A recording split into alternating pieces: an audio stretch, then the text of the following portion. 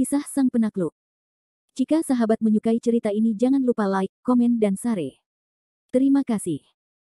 Bab 537-538 Jadilah orang yang keras kepala, gadis cantik, set bikinimu tadi sangat cantik. Cantik seperti peri. Terima kasih. Gadis cantik, namaku Zuo Yihang. Boleh aku mentraktirmu secangkir kopi? Maaf, aku tidak punya waktu, suamiku masih menungguku di bawah.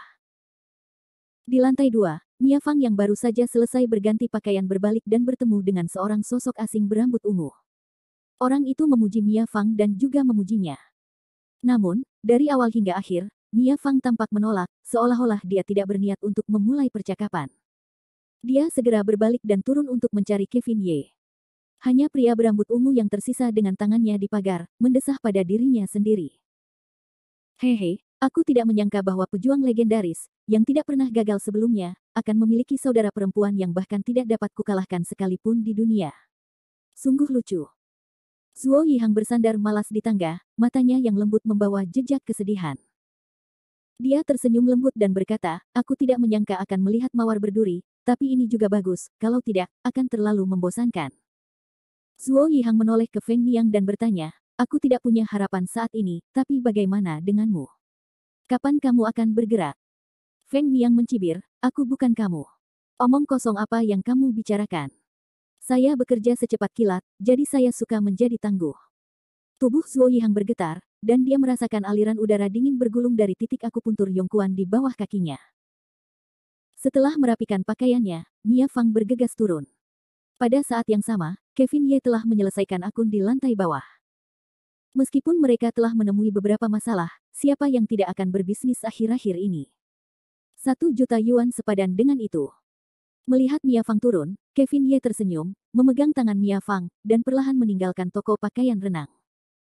Silakan datang lagi. Suara manis dan jelas terus terdengar dari belakang Kevin Ye dan dia menarik Kevin Ye, dengan haluan pulang penuh barang rampasan di tangan, menyapu semua perasaan tertekan yang baru saja dimiliki Mia Fang.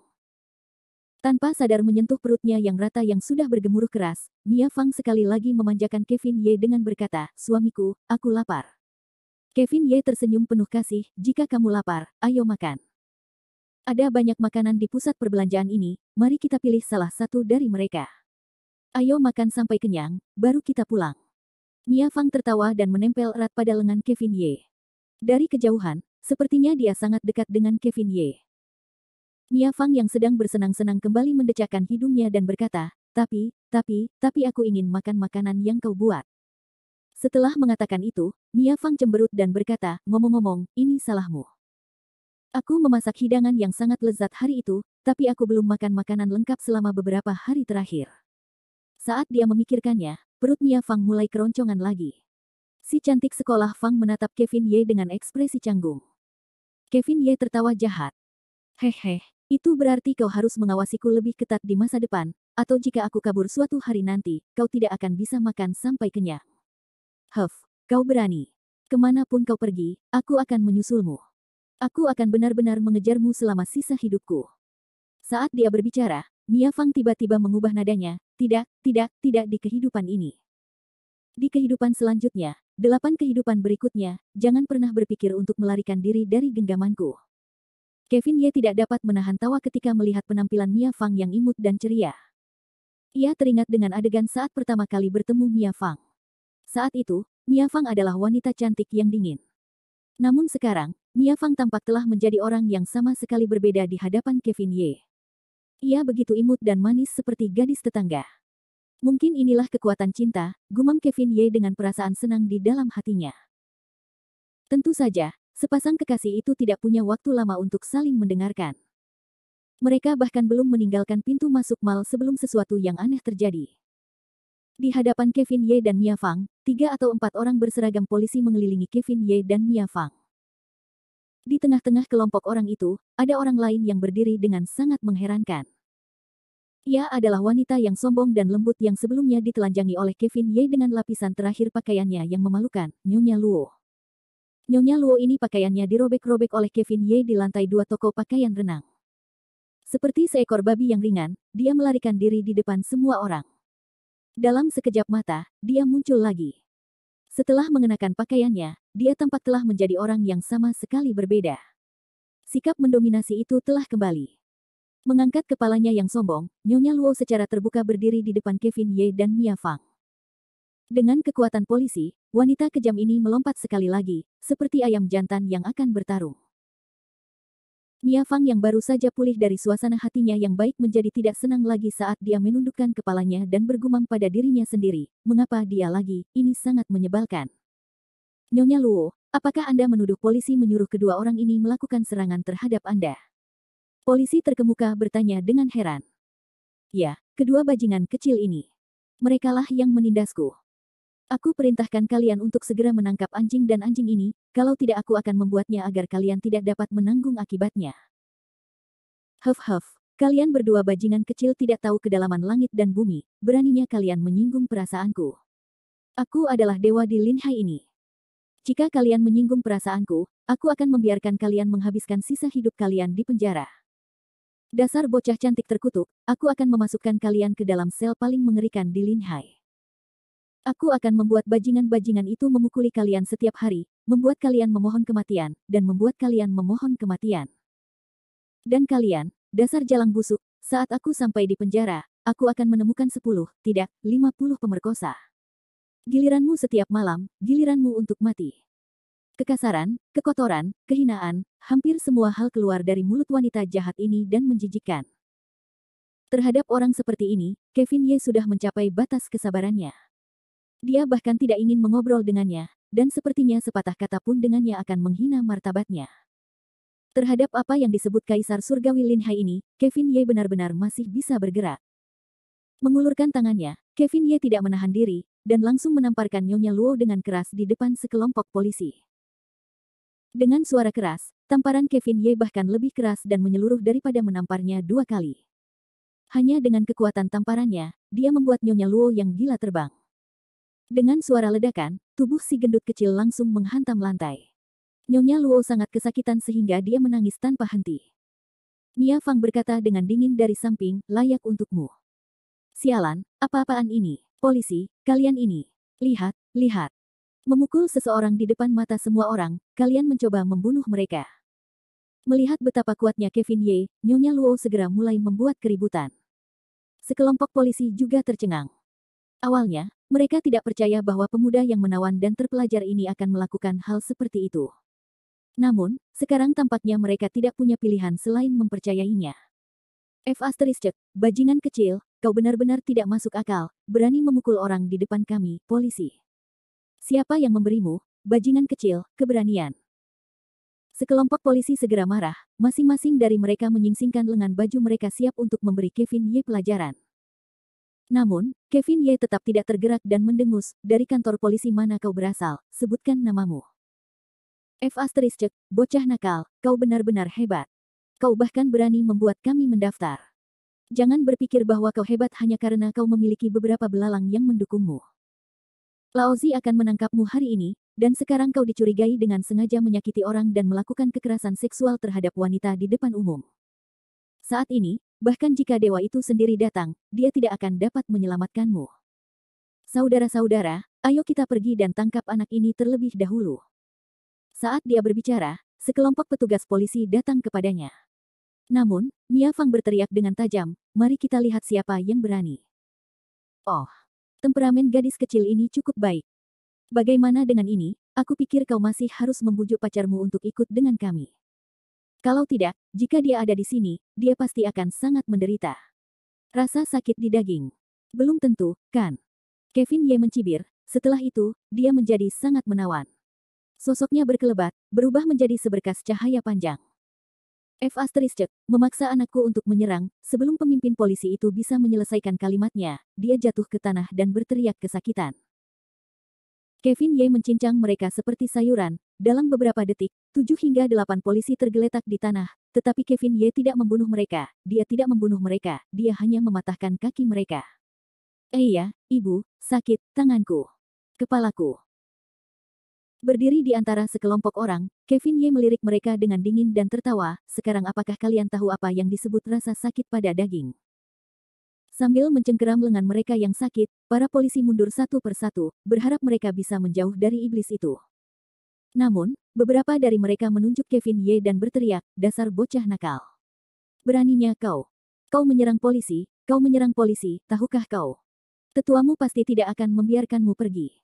Tunggu saja, tunggu saja." Mia Fang masih sedikit gugup, tetapi wajah Kevin Ye penuh tawa. Dia setengah jongkok di depan polisi, dan melepas topi polisinya, hanya memperlihatkan kepalanya yang botak dengan beberapa bekas luka yang menyeramkan. Kevin Ye tertawa tanpa henti sambil menyipitkan matanya, menyerang polisi. "Apakah kalian, yang bertingkah seperti ini, menganggapku anak berusia 3 tahun karena berani memanggilku polisi?" Setelah jeda, Kevin Ye melanjutkan, dan merobek lengan baju orang itu, memperlihatkan tato naga biru di lengannya. Kevin Ye memiringkan kepalanya, dan berkata dengan senyum yang bukan senyum, "Apakah kau tahu berapa tahun yang dibutuhkan untuk menyamar sebagai penegak hukum?" Ini, polisi terkemuka tidak bisa menahan diri untuk tidak menatap, dan tidak berani menatap mata Kevin Ye. Dia hanya secara tidak sadar merasa bahwa pemuda di depannya terlalu takut, dan dia tidak tahu di mana dia mengekspos kekurangannya.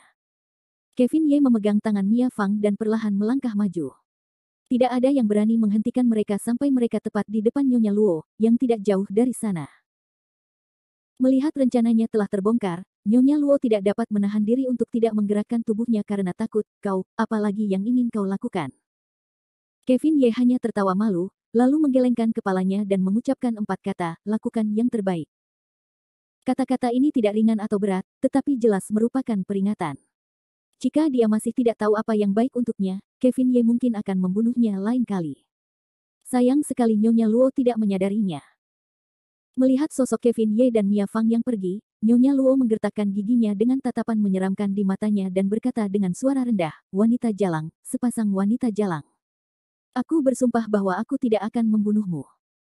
Bab 538 Percakapan yang tidak menyenangkan. Langit di luar pusat perbelanjaan masih cerah dan terang. Suhu dan kesejukan di dalam pusat perbelanjaan itu bagaikan neraka dan dunia manusia. Saat memegang tangan Kevin Ye, Mia Fang sama sekali tidak merasakan panas, dia hanya tersenyum bodoh, dan teringat kembali bagaimana Kevin Ye telah memberi pelajaran kepada polisi-polisi palsu itu. "Suamiku, bagaimana kamu tahu bahwa orang-orang itu menyamar sebagai polisi?" Mia Fang menatap Kevin Ye dengan rasa ingin tahu dan bertanya. Sebenarnya, dia ingin menanyakan pertanyaan ini sejak dia berada di pusat perbelanjaan. Lagi pula, dengan kecerdasan Mia Fang, dia tidak dapat mendeteksi jejak mereka yang berpura-pura menjadi polisi. Kevin Ye tertawa samar, dan menjelaskan, "Awalnya, aku tidak merasa ada yang salah, tetapi setelah itu, ketika wanita itu membuka mulutnya, aku merasa ada yang salah." Kenapa? Sederhana saja. Tidak peduli seberapa sombongnya seseorang, tidak mungkin baginya untuk mengucapkan kata-kata kasar seperti itu di depan polisi. Bahkan jika kepala biro kota Lin Hai adalah ayah kandungnya, tetap saja tidak mungkin baginya untuk melakukannya. Ini adalah salah satu alasan yang menimbulkan kecurigaan di hati saya. Kemudian saya melihat seragamnya. Meskipun saya tidak tahu banyak tentang seragam, tetapi orang-orang dengan mata yang jeli dapat membedakan antara yang asli dan yang palsu. Dan kemudian, saya melihat sesuatu yang mencurigakan. Cuacanya sangat panas, para polisi ini semuanya mengenakan baju lengan panjang dan topi. Tidakkah Anda merasa itu aneh? Saat Kevin Ye menyebutkannya, Mia Fang tiba-tiba menyadari sesuatu, dan menganggukkan kepalanya. "Itu benar, saya sangat bodoh. Mengapa saya tidak memperhatikan bahwa ketika mereka datang, mereka memang mengenakan baju lengan panjang, dan juga sangat rapi." Mengenakan baju lengan panjang di hari yang panas seperti ini hanya bisa berarti satu hal, yaitu, mereka ingin menyembunyikan semacam tanda pengenal yang tidak ingin mereka lihat orang lain. Misalnya, tato. Mia Fang sepenuhnya setuju, tidak heran kamu ingin merobek lengan baju orang itu. Jadi kamu sudah meramalkannya. Merobek borgol dan memperlihatkan tato hanya untuk menakut-nakuti mereka, karena tidak ada polisi yang akan bertato. Tujuan akhirku adalah memberitahu mereka kesulitannya dan mundur, sehingga mereka tidak akan membuat masalah bagiku. Aku terlalu sibuk untuk repot-repot dengan para penjahat ini. Kevin Ye tertawa. Setelah analisis Kevin Ye, Mia Fang sepenuhnya mengerti, dan tawa seperti lonceng terdengar dari sudut mulutnya. Kemudian, seperti petir, Mia Fang berjingkat dan mencium jalan. Bibirnya yang manis menyentuh pipi Kevin Ye dengan lembut, "Suamiku, kamu terlalu pintar, pujilah aku." Mia Fang mengungkapkan perasaannya yang sebenarnya, cara mereka berdua berciuman membuatnya tampak seperti sepasang kekasih iri. Namun, ada sebuah Mercedes-Benz hitam terparkir di jalan di seberang pusat perbelanjaan. Adegan intim Mia Fang dan Kevin Ye disaksikan dengan jelas oleh orang-orang di Mercedes-Benz, dan pria paruh baya itu sedikit mengernyit saat dia duduk di kursi penumpang depan. Sambil membawa cerutu di mulutnya, pria paruh baya itu membolak-balik foto di tangannya sambil membandingkannya dengan Kevin Ye, yang tidak jauh darinya. Semakin dia melihat, semakin serius dan serius pria paruh baya itu. Pada akhirnya, pria paruh baya itu dengan marah melemparkan tumpukan foto di tangannya ke tong sampah di dalam mobil. Dia menjentikkan abu dari rokok di tangannya dan berkata, "Ini hanya omong kosong, Hubo, apakah kamu yakin Kevin Ye ini adalah orang yang dibicarakan orang tua itu?"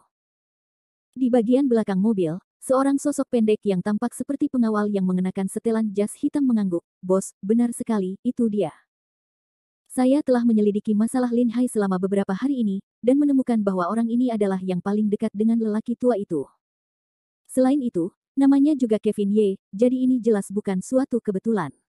"Ya." Setelah hening sejenak, pria paruh baya itu melambaikan tangannya dan berkata, "Bawa dia ke sini, saya ingin melihatnya." Setelah menerima perintah, kedua pria berpakaian rapi di kursi belakang segera keluar dari mobil. Tanpa ragu, mereka berjalan menuju Kevin Ye dan Mia Fang dengan langkah besar. Di dalam mobil, api pada cerutu masih berkedip-kedip dari waktu ke waktu, memancarkan cahaya jahat. Kevin Ye, haha, seorang playboy yang hanya tahu cara merayu gadis-gadis. Apa-apaan benda ini?" Di jalan, Mia Fang bersikap genit, meminta untuk makan makanan lezat. Keduanya saling menggoda saat berdiri di pinggir jalan, bersiap untuk naik taksi ke kuil giok emas. Namun, tepat pada saat ini, Kevin Ye tiba-tiba mengerutkan kening, ekspresinya sangat jelek. Ekspresi aneh Kevin Ye juga terlihat oleh Mia Fang. Dia terkejut, dan langsung bertanya, "Suamiku, ada apa? Apakah tidak nyaman?" Kevin Ye tertawa, melirik sudut matanya, hanya untuk melihat dua sosok berjas hitam berjalan ke arahnya. "Sepertinya aku tidak memeriksa kalenderku saat pergi hari ini. Masalah demi masalah datang benar-benar terjadi, sungguh menyebalkan."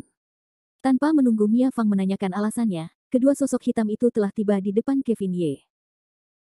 Salah satu yang lebih pendek, yang bernama Hubo, tidak menahan diri dan berteriak pada Kevin Ye, "Kamu pasti Kevin Ye, bos kami ingin bertemu denganmu. Ikutlah dengan kami." Kevin Ye tertawa tanpa sadar, merasa bahwa orang-orang yang ditemuinya hari ini semuanya lucu. Sambil memiringkan kepalanya, Kevin Ye bertanya dengan nada meremehkan, "Apakah aku kenal bosmu? Dia ingin menemuiku, jadi aku harus pergi bersamanya, sungguh lelucon. Baiklah, jika kalian baik-baik saja, cepatlah pergi. Suasana hati tuan muda ini tidak terlalu baik hari ini. Jika kau terus mengoceh di telingaku, maka berhati-hatilah agar aku tidak bersikap sopan." Kedua pengawal ini tercengang. Setelah tinggal di luar negeri selama bertahun-tahun, dia selalu bersikap kasar kepada orang lain. Mereka belum pernah bertemu orang yang berani berbicara seperti itu kepada mereka.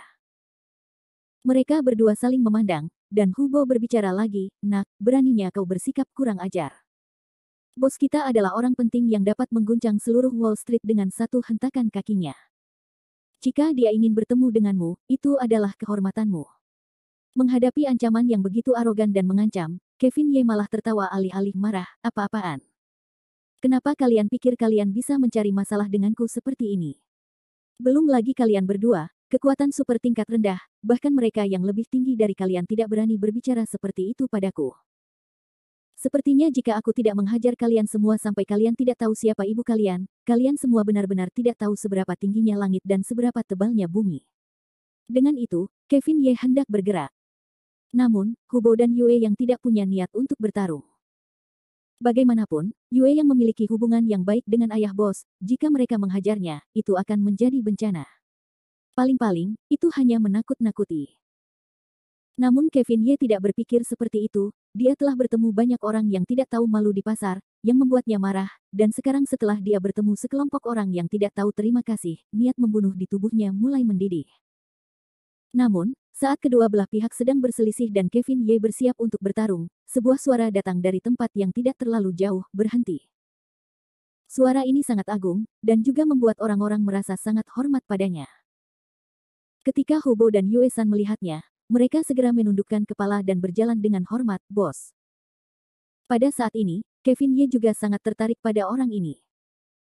Dia mengamatinya dari atas ke bawah, dan memperhatikan bahwa dia memiliki wajah berminyak dan bedak, sepasang kacamata berbingkai emas dan sepasang sepatu kulit besar. Orang itu berjalan ke Kevin Ye dalam beberapa langkah, dan tanpa basa-basi menyapu pandangannya ke Kevin Ye, "Kamu adalah Kevin Ye." "Benar, aku Kevin Ye. Tapi kurasa kita tidak saling kenal, kan? Apa urusanmu denganku?" Orang itu tertawa dingin, mengucapkan setiap kata dengan jelas, "Namaku William Sue, ayah Nindi Sue." Kevin Ye menatap kosong sejenak, lalu tertawa, dan berkata dengan belas kasihan, "Oh, jadi sebenarnya itu Paman Sue." Seperti kata pepatah, jangan pukul si Smiley dengan tanganmu, tetapi William Sue telah melakukan yang sebaliknya. Sambil mencibir dingin, dia memandang Kevin Ye dengan jijik, "Paman Sue. Aku tidak berani memanggilmu seperti itu. Pertama, kamu tidak memiliki hubungan dengan klan Sueku, dan kedua, kamu dan aku tidak saling kenal. Jadi kamu tidak perlu sentimental. Aku hanya datang menemuimu hari ini untuk satu hal, dan itu adalah untuk memintamu menjauh dari Nindi Sueku. Aku tidak takut untuk memberitahumu bahwa aku telah menjodohkan Nindi Sue dengan keluarga Fulan Kelin dari Mi Nation di Citibank. Jika kamu masih berani mengganggunya di masa depan, ketika saatnya tiba dan kamu dalam masalah, jangan salahkan aku karena tidak mengingatkanmu." Mendengar ini, Kevin Ye tertawa dingin, dia tidak pernah menyangka bahwa ayah Connor Sue benar-benar akan melahirkan putra yang begitu lalim. Melihat William Sue dengan tatapan dingin, Kevin Ye tertawa, "Karena kau dan aku bukan teman, maka sepertinya bukan hakmu untuk bertanya dengan siapa aku berteman. Mengenai keluarga Fulan Kelin, itu masalahmu, kau tidak perlu memberitahuku. Jika mereka punya nyali, mereka bisa datang mencari masalah denganku, Ye, tetapi aku khawatir aku tidak akan bisa kembali ke tanah timur tempat mereka berasal." Anak muda, memiliki kepercayaan diri itu bagus, tetapi terlalu percaya diri adalah kesombongan. Jangan berpikir bahwa kalian tidak terkalahkan hanya karena kalian memiliki sedikit kultivasi. Namun, aku khawatir aku bahkan tidak akan tahu bagaimana aku mati setelah berpuas diri untuk waktu yang singkat. William Sue sama sekali tidak mempercayai ancaman Kevin Ye, menurutnya, itu hanya wajah seorang anak muda. Saat dia mengatakan itu, William Sue benar-benar mengeluarkan setumpuk cek dari sakunya, dan menulis nomor di atasnya. Dia merobeknya dan memberikannya kepada Kevin Ye, "Ini 1 juta. Selama kamu berjanji untuk meninggalkan Lin Hai mulai sekarang dan tidak pernah muncul di hadapan Indi Sue, maka uang ini akan menjadi milikmu." William Sue telah berada di luar negeri terlalu lama, seolah-olah dia sudah terbiasa menggunakan uangnya untuk menghancurkan orang. Menurut pendapat William Sue, tidak ada uang yang bisa dihambur-hamburkan. Terhadap apa yang disebut 1 juta ini, Kevin Ye hanya bisa tersenyum dan mengulurkan tangannya untuk menerimanya. William Sue merasa puas dengan pernyataan Kevin Ye, tetapi bahkan lebih tidak puas dengan Kevin Ye, 1 juta cukup untuk membunuhnya, sepertinya tulang bocah ini tidak sekuat itu. Tetapi pada saat berikutnya, William Sue benar-benar terpana. Api tiba-tiba menyala di ujung jari Kevin Ye, dan di bawah api, cek 1 juta yuan itu langsung terbakar menjadi abu. Kevin Ye menggoyangkan jarinya, dan tersenyum tipis, "Ye, ini tidak kekurangan uang, kamu simpan 1 juta yuan ini untuk dirimu sendiri, gunakan perlahan-lahan di masa depan." Setelah itu, Kevin Ye mengabaikan William Sue, dan di depan William Sue, dia memeluk pinggang Mia Fang, "Semakin banyak orang yang bosan akhir-akhir ini, Mia Fang, ayo pergi." "Iya." Mia Fang mengangguk patuh dan menjawabnya.